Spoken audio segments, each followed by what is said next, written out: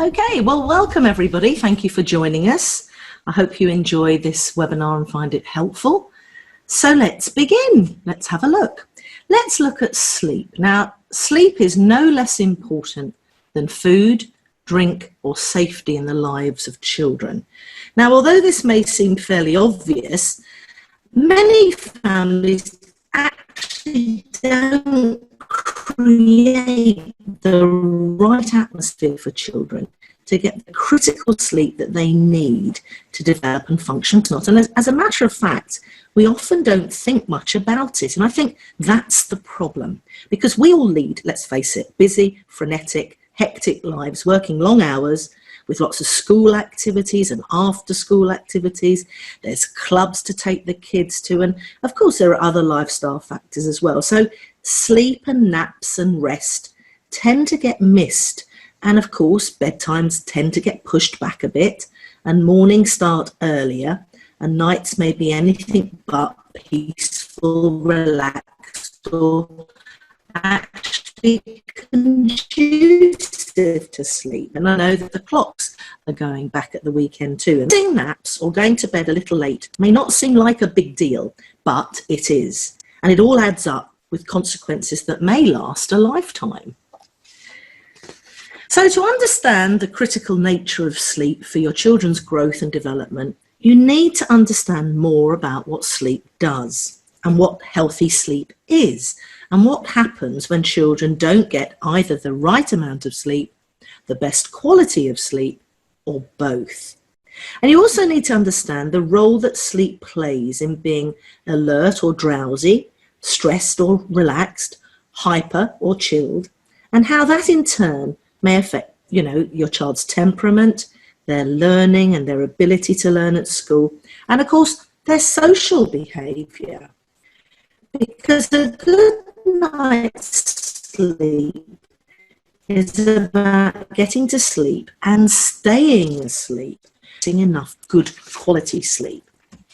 Now, most children fall asleep within 20 minutes of going to bed. Now, how long it takes to get to sleep, let's face it, can depend on how sleepy your child's body is, and also on what they've been doing during that daytime, and how, you've got organised perhaps that evening with your bedtime routines. Because bedtime routines really, really help your child wind down before bedtime so that they can sort of fall asleep more easily. And I think it's important to remember that we need to look at slowing down maybe an hour before bedtime. Now, during the night, your child cycles between light sleep, deep sleep, and dream sleep. And your child has most of their deep sleep during the first few hours after they go to bed and after they fall asleep. And during the second half of the night, their sleep consists of light sleep and dream sleep, as they cycle between light and dream sleep, but they might not be aware of being awake. And if your child wakes up and calls out or climbs into your bed, you do really need to be consistent, calm, and matter-of-fact about taking them back, settling them down, and helping them to fall asleep again by themselves. Now, this very simple intention creates a lifetime habit, which I think is really important for good sleep habits long term. Because let's face it, I don't know about you, but I wake up in the night and I turn over, I might need the loo, or I might adjust my pillows. And we need to be able to teach children to self-soothe, because we self-soothe, we sort of fall asleep. So we need to talk and teach our children to expect to be able to do that for themselves over time as well. And I think that's a key issue here around sleep when I'm working with families.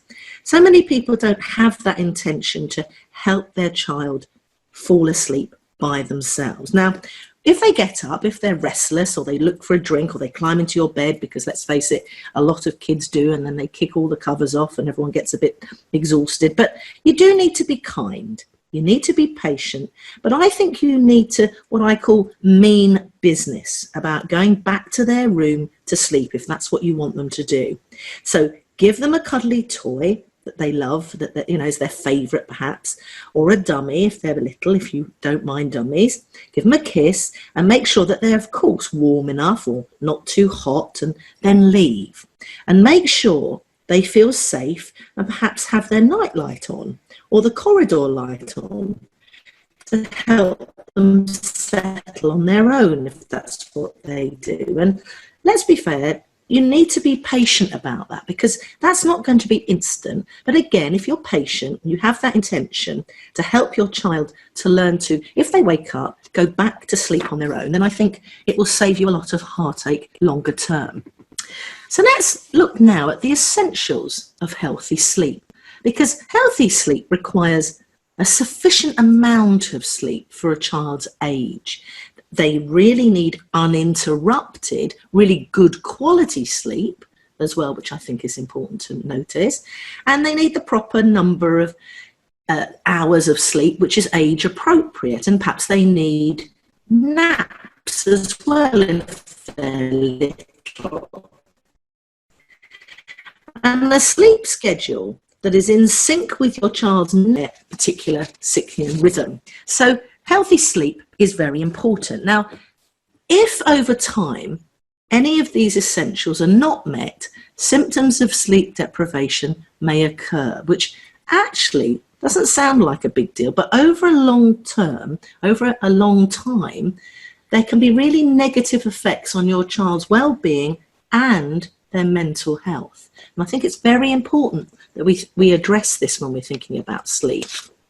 Because in his book, Healthy Sleep Habits, Happy Child by Mike Whistleberth, he says sleep problems not only disrupt a child's nights, they disrupt their days too, by making them less mentally alert, more inattentive, unable to concentrate, and easily distracted. They also make them more physically impulsive, hyperactive, or lazy. Sleep problems. Actually realise that a child that may be hyperactive is actually sometimes tired out and needs more sleep. So let's look at how much is enough. Well, it all depends on your child's age. There's no magical number of hours required by all kids in a certain age group, but sleep is very important to your child's well-being. So children, like adults, are all individuals. I mean, for example, 2-year-old Luke might sleep from, 7:30 to 7:30 in the morning, so from 7:30 p.m. to 7:30 a.m., whereas little 2-year-old Sophie is just as alert the next day after sleeping. Perhaps balance there to recognise, of course, some children sleep longer some days, some weeks, depending on their activities and also on their needs. But the link between a lack of sleep and a child's behaviour isn't always obvious to most parents, as I said, that I work with, because when we are tired, we just get grumpy, don't we? Or we have sort of low energy. But children can actually become hyper. They become really kind of disagreeable. They can sometimes become rude, erratic, or they definitely have poor concentration. And then they go into these sort of extremes of behaviour when they're overtired. Now, of course, sleep is a basic human need, and it's a natural part of your child's development. But many parents know very little about just how important it is for their growing children. And they don't put firm, consistent bedtime routines in place for their children. But sleep is something our bodies need to do. It's not an option. So even though the exact reasons for sleep seem to remain a mystery in terms of the science, we do know that during sleep, many of the body's major organs and regulatory systems, their consistent exercise is very important for our minds and our bodies to function normally and well. Because some parts of the brain actually increase their activity dramatically. And during the night and during sleep, the body produces more of certain hormones. And the mind seems to be working through in the unconscious that children are going over what they've learnt during the day, what they've discovered, they're making sense of the world. And in fact, sleep appears to be a real requirement, as we know, for survival. If you've ever watched any of those Bear Grylls programs or any of those, die within 2 to 3 weeks if they haven't had proper sleep, because it really is an important feature of our human needs. So again, problems with sleeplessness can have these serious consequences. And sleepiness due to chronic lack of adequate sleep is a big problem, according to lots and lots of surveys that I've read in the UK, and I think across the world really. And it affects many children as well as adults. And children and even adolescents need about at least 9 hours of sleep each night to be at their best function. And most adults need approximately 8 hours of sleep each night. Now, I know Margaret Thatcher was very famous for only requiring 4 hours of sleep, and I know Winston Churchill was somewhat on the same, but they used to go for these, power naps and things. But most adults, most of us as well, need about 8 hours of sleep. And the thing is, if we get less sleep, even 1 hour less than we need each night, we develop what we call a sleep that can lead to problem sleepiness. And that, that sort of starts to happen. You fall asleep when you should be, awake, and that interferes with your concentration and your daily routines and your ability to function and drive and work machinery and all these very important things due to being exhausted and overwhelmed by tiredness. And even if you don't feel sleepy, that sleep debt can have a powerful negative effect on your daytime performance. It can even affect your thinking and your mood. And as I've said before, it can, you sort of fall asleep at inappropriate and sometimes possibly dangerous times. If you're driving or doing something that's sort of slightly automatic, you can kind of drift in and out of that feeling of tiredness. So that, of course, can cause very serious consequences. So, accidents happen more when you're sleepy and overtired, and of course injuries happen, getting an effect on the performance in school and in the playground and on their extracurricular activities and actually in their social interactions as well. So inadequate sleep can cause decreases in performance, concentration, reaction times, definitely, consolidation of information learning, which is important to students and children at school and at university, of course, and at secondary school, and growth. And inadequate sleep can cause increases in memory lapses, accidents and injuries, behavioural problems, and of course mood problems and mood swings. Now, a child who hasn't had the right amount of sleep is at high risk of symptoms of physical or mental impairment. And a child may fall asleep in school. I've had children dozing off, certainly after lunch, and they may have difficulty concentrating and doing other activities. And also then, they sometimes exist a factor, and one that we need to think, because not getting enough sleep is a serious issue for your child. So I think it's helpful to know that some children who are sleepy and overtired become agitated rather than lethargic. And so that may be misdiagnosed as hyperactive. And I've had many, many parents contact me about this sort of thing, not realizing that once they start getting back into a regular bedtime routine and helping their child self-soothe and fall asleep, a lot of these problems actually disappear. So let's look at naps, because it's a small word, but for most parents, it's a hugely important one. Well, why? Well, sleep is a major requirement for good health, as I've mentioned, and for young kids to get enough of it, some daytime sleep is actually needed, because crucial physical and mental development occurs in early childhood, and naps provide that much needed downtime for growth and rejuvenation. And naps also help keep kids from becoming overtired, which not only takes a toll on their moods, but may also make it harder for them to actually fall asleep at night. Because sometimes parents say to me, oh, I've cut out their naps, hoping they'll be more tired at bedtime. Actually, that's counterproductive. Nap time gives parents gives you sometimes a brief oasis during the day, to go off and tackle some household chores or just unwind. But children need naps, certainly, when they're young. So let's have a look at some of the appropriate numbers based on your child's age. Now, newborn children need about 16 hours. Again, these are guidelines, but this gives you a fair idea of how much sleep your child might need. You might be surprised by just how much. Infants, 12 to 14 hours, including some naps. Toddlers, 12 hours, again, including some naps. Preschoolers, about 11 hours, again, some 2 hours of daytime sleep in one nap, perhaps. School-age kids, 6 to 8, that's quite high at 10 to 11 hours. Tweens, about 10, and then teens and teenagers, about 9 hours. Now, generally speaking, you should expect your child to be within a half an hour up to an hour around these sleep requirements. So talk to your doctor or your health visitor if your child is sleeping much, much more or much, much less than this.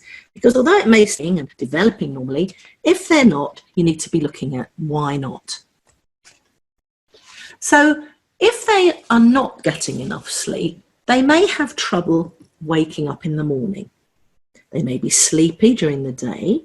They may sleep in at the weekends to try and make up for not getting enough sleep on school days. They may have specific symptoms of being sleep deprived, such as irritable or aggressive, having a short attention span, or being hyperactive. And many of those symptoms are similar to ADHD, which can get easily bandied around these days with labels. I'm not a fan of labeling a child very soon or too early, when sometimes if you step back and think about the sleep factor, some of these symptoms reduce or seem to disappear over time, not immediately, but over time. So in addition to simply having a late bedtime or waking up frequently because of poor sleep habits, children may not be getting enough sleep, and there's some breathing during nighttime.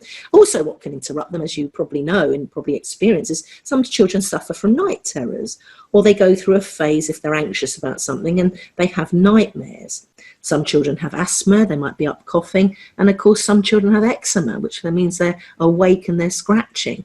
So again, talk to your doctor if your child has any of those problems, especially if you think it might be interfering with their sleep. But often it's quite easy to get your children into a simple bedtime routine if you are confident about what you want to happen. If you're clear in your instructions in your house, if you're assertive in your body language, and you're confident in your tone of voice, and also if you're determined to ensure that your children don't mess you about. This is it, and you know the importance of getting enough sleep. So with kids' bedtimes, consistency is key to learning and development. Basically, that's it in a nutshell. Consistency, bedtime routines that suit you so the children know what's coming. So here are some tips to help your child get the sleep that they need. Start a pleasant bedtime routine, which eases the transition from being awake and active during the day and doing all these exciting things to start to being asleep. So you need to help children feel more secure and comfortable about what they can expect at the end of every day. The gift we give kids is consistency, routine, because the actual routine will evolve, and of course it will change as your children get older and they grow, but actually the basics remain the same. So let's think about, and you can think about, looking at your bedtime routine, something that works for your young child and that will serve them and you, let's be honest, because you need a break, you need them to go to bed. It's nice to have adult time with your partner or watch Netflix or whatever you like to do in the evening. We all need a break from our children and we need them to go to sleep. So you need to get together in your own mind and get a predictable sequence of events that you can consistently follow in the same order every single night. Now, of course, not when it's holiday time in the summer and not when you're staying with your Auntie Flo up in Cumberland or somewhere. That changes the routine. But as soon as you get back home, back you go into the routines. Children thrive on knowing what's coming, regardless of whether they're toddlers or actually school-age children. So let's have a little look at toddlers, because at this toddler stage, the bedtime routine might just involve the process of putting on their pajamas, brushing their teeth, and then you reading them a good night story, which is actually a delightful thing. I used to absolutely adore doing that with my two kids. You know, jumping into bed and picking up a good book and reading a story to them. We also used to have the routine. You can have whatever you like, and perhaps even another song, but you've got to kind of nip it in the bud if they keep saying, and another one, and another one. I had a client fairly recently who started to read 4 bedtime stories, and it was just getting out of hand because actually it was the toddler in control, not the mum. But it's the routine. The children get used to what's coming. So it's up to you to decide if 30 minutes for special and exclusive time with your child for reading and snuggling and being together. If you've been all very busy throughout the day, coming together at bedtime is a lovely thing. And to send a child off to sleep with a happy thought or a happy memory and something lovely and a kiss is just a lovely way to help them feel safe and secure. Now, bedtime routines work best if you reserve the hour before bedtime. That's what I suggest, an hour. Now, this will lower your child's activity level and prepare their nervous system for relaxing, which is easing them into that transition. Now, I have other clients where obviously dad usually is working and they come in, you know, and they're so excited to see the children, and up goes the rough and tumble play and the hide and seek and the running and playing and tickling and all of that stuff, and even the action-packed TV shows and videos.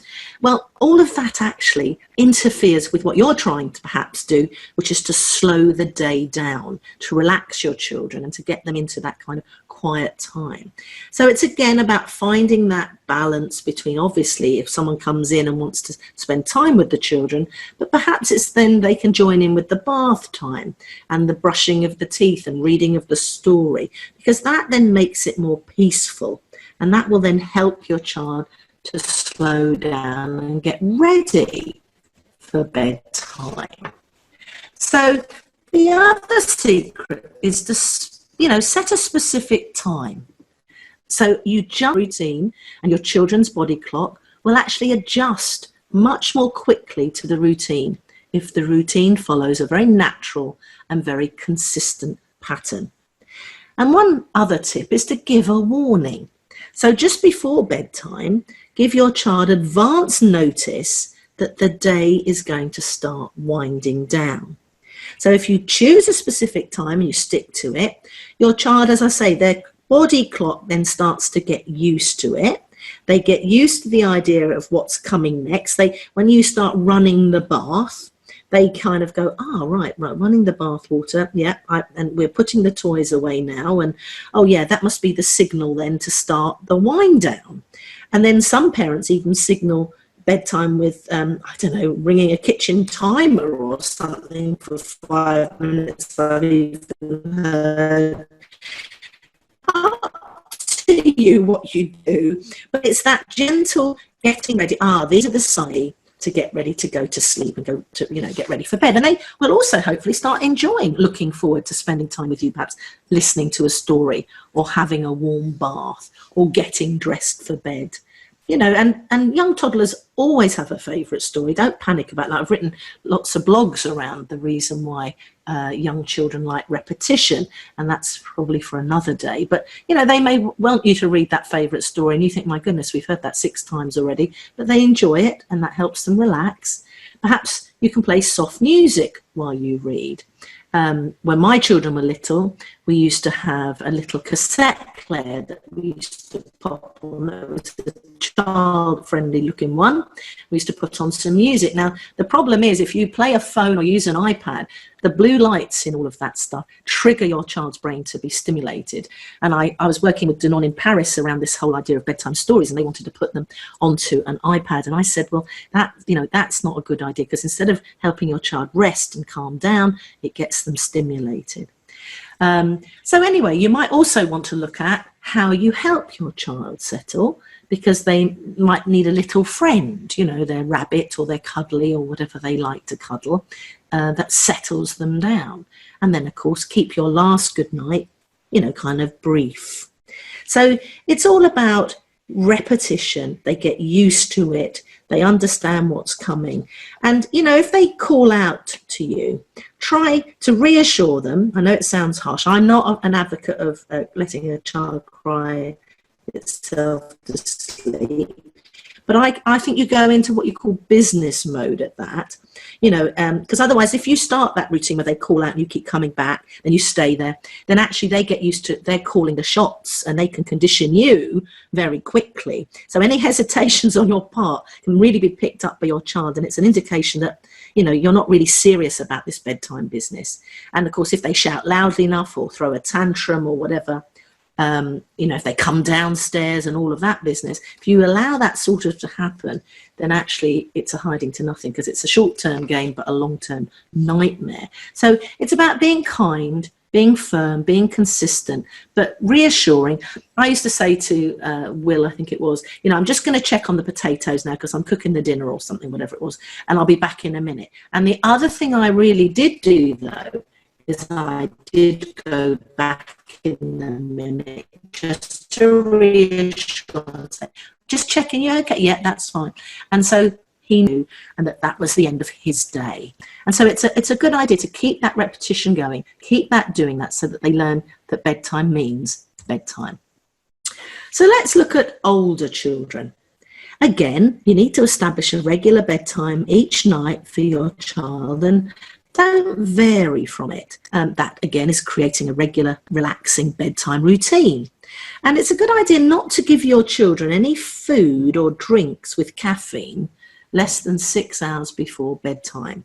And avoid giving your child large meals, again, close up to bedtime, because their tummies can't digest it. And again, establish a regular bedtime each night for your child, and don't vary from that. Similarly, make sure that your child's wake-up time at the weekend isn't too different from their weekday wake-up time. There's loads of studies to show that if you kind of keep to the regular time of waking up, whether it's a weekday on a Wednesday or Saturday morning, it's trying to keep all of that consistent, because your body gets used to the time, not, this long thing about lying in for 2 or 3 hours to catch up, but consistency is the key around waking up time too. And again, with older children, it's that, warm bath, hot milky drink, read them a story, but no devices. As I've said before, that blue light, it stimulates their brains and it wakes them up, doesn't calm them down. And again, as I've said, no fizzy drinks or anything like that, or full tummies, because as you know yourself, if you've been out and had a curry late at night, you don't really sleep well that night, do you? Or is that just me? With older children, make after dinner playtime a relaxing time. Again, think about all these devices, even TV or loud stimulating activities. Start reducing them an hour before bedtime. Then on a practical level, make sure that the temperature in your child's bedroom is comfortable, and that the bedroom that it could be dark, or certainly a darker kind of thing than, if it's bright lights. It's quite handy during the summer to have those blackout blinds, so that, it's sort of, you pull that down, it's getting ready for bedtime. And I suppose it's making sure the noise level in the house is lowish, so it's not hugely exciting, whatever's going on downstairs, because children can get very curious and then they keep on wanting to come down. And again, it's about creating that transition so that they can hear the normal hum of family life. You don't just all go quiet and hardly move around, but it's certainly not making it exciting to stay up. It is sort of, oh, right, it's the end of the day, and this is what happens in our house. So infants and children, as I said, should be put to bed. Again, avoid scary TV shows and films and computer games near bedtime that overstimulate them. Check the noise and the light in your children's bedroom and avoid clocks. The other thing to do is sometimes look at the bedroom and see, is it overstimulating? Certainly children on the spectrum find that if you have very colourful wallpaper, loads of toys, loads of activities that goes on in the bedroom, they don't associate the bedroom with relaxing and calming. So look at the colour scheme perhaps. Are the curtains too vibrant? Is there too much, excitement going on in the bedroom that they're getting overstimulated? And another thing to start thinking about is, notice when your child is appearing tired, but they're still awake, because you don't want a younger child, or an older one actually, falling asleep, do you, in your arms, so that I've worked with some families when I was doing ITV this morning. They gave me some families around sleep, and the child was, falling asleep at 11 o'clock at night on the settee. And then they were carrying the child up to bed, and then she'd wake up and she would settle. So we had to help them understand the importance of bringing down those routines and not allowing her to fall asleep on the settee. Check the light in your child's bedroom. It's important for good sleep, the heat, whether it's too hot or too cold. We've talked about certainly computer screens and phones and tablets. And also, perhaps if you've got a very loud clock ticking, I know I've had one, that's why I said it, a very loud clock was ticking, it was keeping the child awake. We didn't realise that until suddenly we started to look at all these different things. And, oh, it's the clock that's ticking that's too loud. So the other thing to do is make sure your children get plenty of natural light during the day. And I know this is difficult in the UK as we start to hit the 4 o'clock dark moment, which I used to hate when I was teaching, because I used to get up in the morning when it was dark, finish a whole day's work with the kids, and then come home in the dark, which can be a bit difficult. But I used to make sure that I got plenty of natural light during my lunch break. And it's important for children to get out in the natural light and be there and play. Now, my friend Moneta Viegas, she has some wonderful, wonderful meditational type CDs. They're kind of guided stories, really, and they're so lovely and so magical. If your children like listening perhaps to a story when you've gone, and it helps them relax, and they follow a journey and they go on a bit of an adventure, but it's a very calming one with gentle music, do check out relaxkids.co.uk, because that is a really lovely way to help children naturally again learn to self-soothe and fall asleep on their own. Now, what to do when worries affect your child's sleep? So if your child has worries and anxieties that stop them from relaxing at bedtime, there are a couple of things that you can do. If there's a quick and easy answer to your child's problem, listen to them and alleviate perhaps what their little worry might be. But if the problem needs more time, it's probably best to acknowledge your child's feelings, name the emotion, and then gently plan to sort things out in the morning for them. If it's something to do with school that you can't immediately change or adapt to, but reassure them that they have felt heard. I think it's important that children feel that they are understood and that something's going to be done with it, or you're going to work with them to sort out that problem or that anxiety. So, for example, you could say, yes, you can have George over to play on the weekend. Even though Nanny and Grandad are staying with us, no, that's fine, George can come. But if the problem needs more time, as I've just said, perhaps it's best to then sort things out, over the week. So, for example, if they were talking about swimming or something that you can't immediately sort out, you could say, well, I understand that you're worried about whether you can swim, 50 metres at the swimming lesson next week. Let's talk about that in the morning and let's work out what to do then. So you've acknowledged it, they feel heard, they think it's in hand, and then genuinely sort that problem out with the teacher or whatever you need to do the next day for them. Right, let's look at teenagers. Well, teenager struggle with social media, don't they? Gaming, wanting to be 24/7 connected, wanting to be popular, and they worry about the fear of missing out, don't they? And they struggle with all of these things, and they want to be the same as everyone else, and they're struggling with school pressure, exam stress, but they need to know that sleep is important. I was giving a talk recently up in Berkhamsted about teenagers and tweens and about anxiety, and one of the mums there asked me what to do about her daughter, who was 14, who apparently was on her phone until 2 o'clock in the morning. And it was quite simple, really. It was, take it away, charge it downstairs, and, be unpopular about this, but take it away, because she wasn't getting up in the morning. She wasn't coping with her homework. And again, we're there to be our children's parent, not their friend. And I think sometimes we need to talk and teach them about the importance for their mental health and for their well-being, about the importance of sleep. Now, I know that sleep might be the last thing on their mind, but here are some reasons why they should give it a listen. Because the right amount of sleep will make it easier to maintain a healthy weight. And you want to talk and teach them about what that is, and about healthy body weight and body image. Again, you need to talk to them about how sleep deprivation, even if it's only an hour, like we talked about earlier, it becomes a debt, and it makes it harder to concentrate, remember things, feel good. They're moody, they're snappy, and actually it can make them feel down and a bit low when they're tired. And I know that, they don't see sleep as sort of important, and they want to be doing all these wonderful things that technology offer them. But I think it's very important for you to lead the way. Don't nag them. Teenagers hate to be nagged.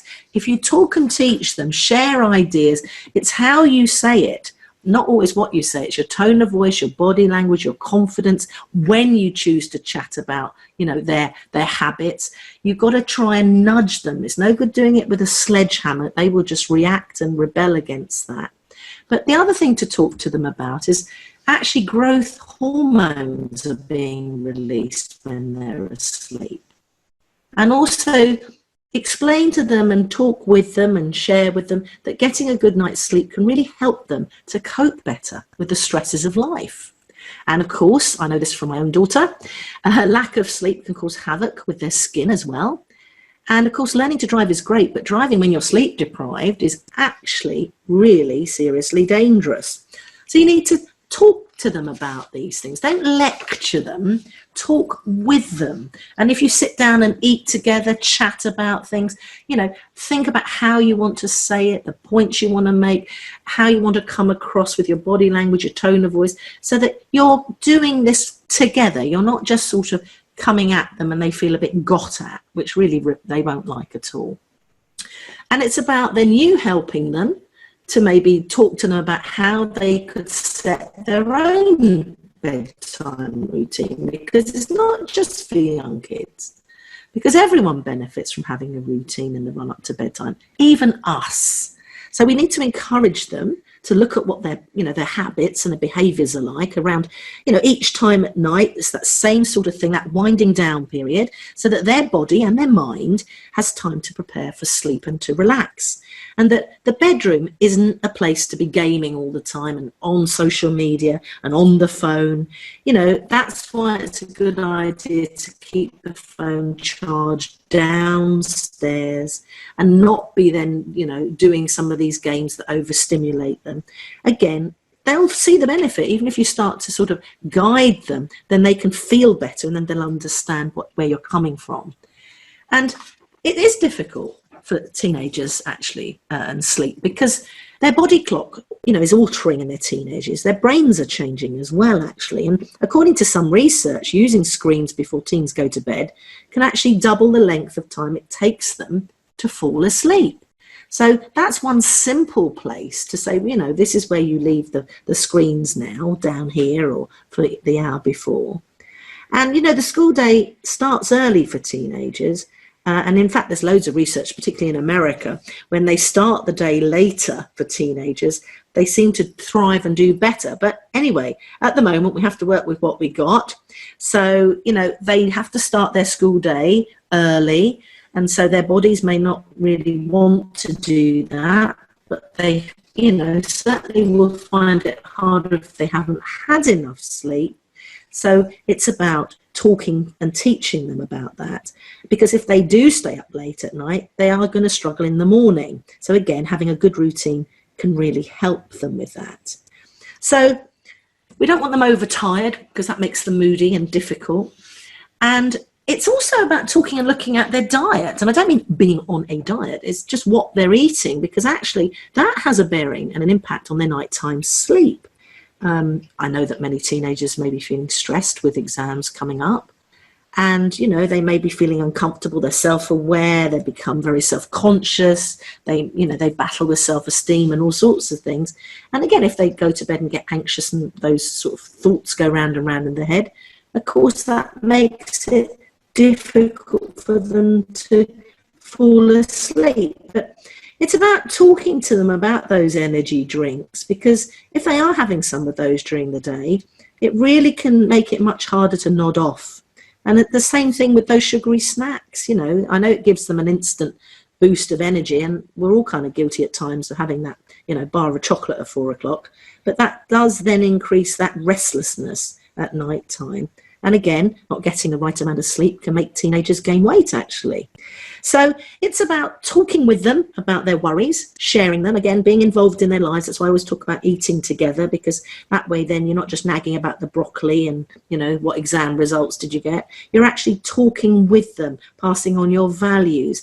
If they've got a worry or a concern or something's going on at school where they're not, you know, they're not settled or they're unhappy, or if they've got friendship issues, talking with you at that natural time helps them then when they go to bed not to start all that process rolling around in their heads, which makes it difficult. Their mattress and their pillows, I mean, are they providing them with enough support? Is their, you know, is their bed comfortable? They're very practical sorts of things to look at as well, of course. So now we're going to come to the sleep fairy.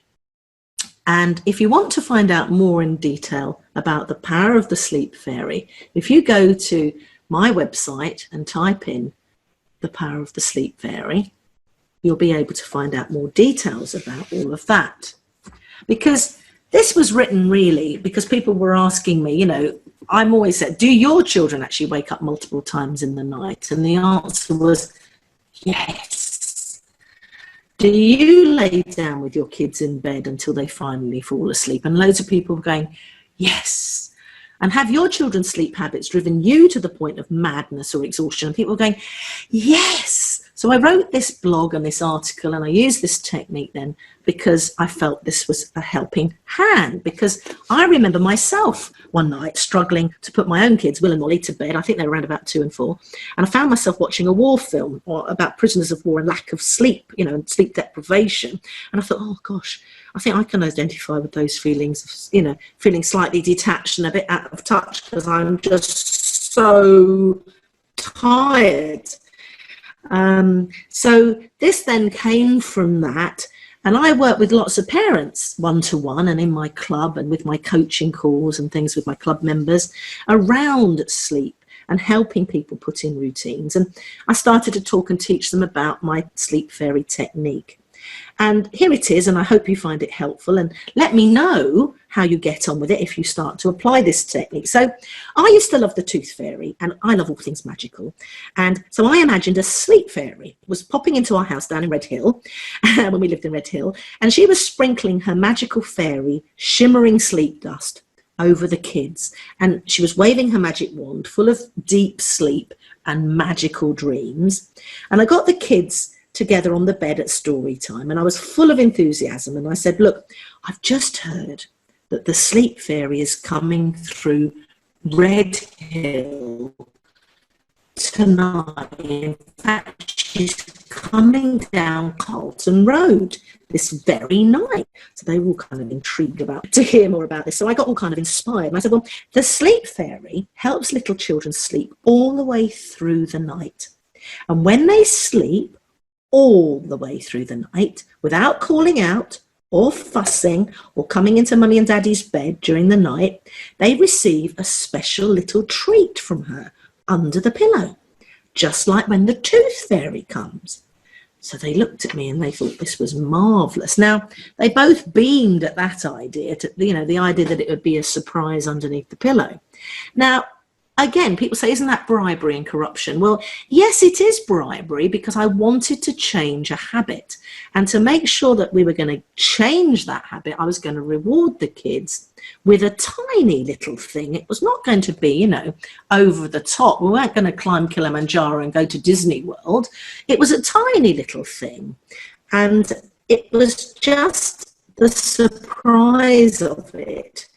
So I read them their story and I tucked them in and I said, look, unless you've hurt yourself, you don't need me now. This is time for falling asleep. So I popped on their music. They had a story tape. Well, it was a long time ago now, actually, to be honest. And I kissed them goodnight. And guess what? They slept through that night and they woke up to a little toy and some coloured pencils that I popped under the pillow, right? Now, some mornings they didn't make it through the night and the sleep fairy didn't come. So we talked about that as well. But these are the steps. If you want to try the sleep fairy technique, here are the steps that I found and I've used now with many, many parents that are very successful. So be reasonable. You've got to make specific, reachable goals that you're and asking for a drink of water. It may not be jumping into your bed in the middle of the night. Whatever it is that you want to try and change a little habit. So be reasonable. Don't expect the moon and the stars. So make it very reachable.